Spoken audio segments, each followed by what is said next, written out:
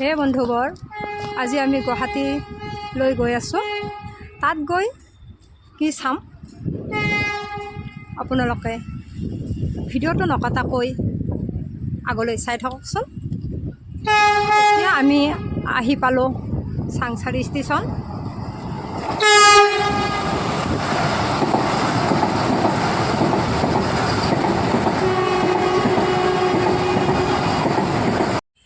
পাই গ'লোঁ চাংচাৰি ষ্টেচন। এইবাৰ আহি পাই গ'লোঁ চাংচাৰিৰ ধোপাতাৰী বজাৰ। এইখিনি কয় ধোপাতাৰী বজাৰ। এইবাৰ এইপিনে এই বজাৰখনেৰে আমি সোমাই গৈ থাকোঁ।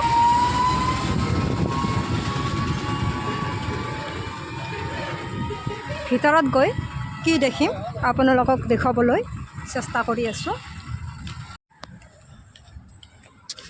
এই বজাৰখনেৰে আমি বহু দূৰ সোমাই যাই আছোঁ। পিলপিলিৰে যায়, কিন্তু মই যোৱা নাই। এইবাৰ আহি পাই আছোঁ আমি এইমছ মেডিকেলৰ ৰাস্তা। এইপিনে হয় এইমছ মেডিকেল। তেনেহ'লে ভিতৰলৈ আমি গৈ থাকোঁ এইটো ৰাস্তাৰে।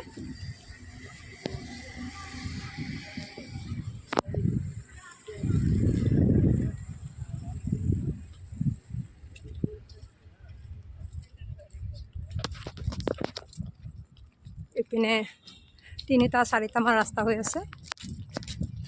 এইবাৰ আহি পাই গ'লোঁ আমি মেডিকেল অখিল ভাৰতীয় আয়ুৰ্বেদিক প্ৰতিষ্ঠান গুৱাহাটী।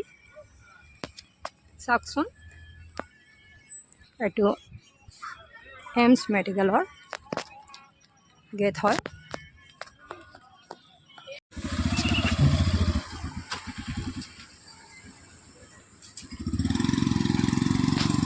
মেডিকেলত অহা যোৱা কৰাৰ কাৰণে বহুতো ই ৰিক্সা ৰখি থাকে। কোনো অসুবিধা নোহোৱাকৈ ভিতৰত যাব পাৰি। গতিকে আমি ভিতৰলৈ সোমাই চাওঁ আহকচোন। ইয়াতে পাৰ্কিং কৰা হয় গাড়ীবিলাক। ইয়াত পাৰ্কিং কৰাৰ কাৰণে ধুনীয়া ঠাই আছে। ইয়াত গাড়ীবিলাক পাৰ্কিং কৰা হয়।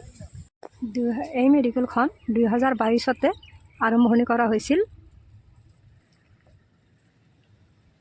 তেতিয়াৰ পৰা ভালদৰে চলি আছে। ভাল হয়, সা সুবিধা বহুতো আছে। বহুত দূৰৰ পৰা চিকিৎসা কৰাৰ কাৰণে ৰোগীবিলাক আহিছে। এইপিনে চাই থাককচোন। এই মেডিকেলখনত 500 বিঘা মাটিত এই মেডিকেলখন বনোৱা হৈছে। ইয়াতে কি কি বিভাগ দেখুওৱা হৈছে, ইয়াতে এখন চাইনবোৰ্ড লিখি দিছে। ওচৰে পাজৰে নতুনকৈ ফাৰ্মাচীবিলাক হৈ আছে, বেছি হোৱা নাই।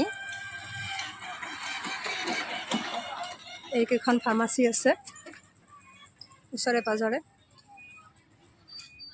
এইখনে গুৱাহাটী মেডিকেল।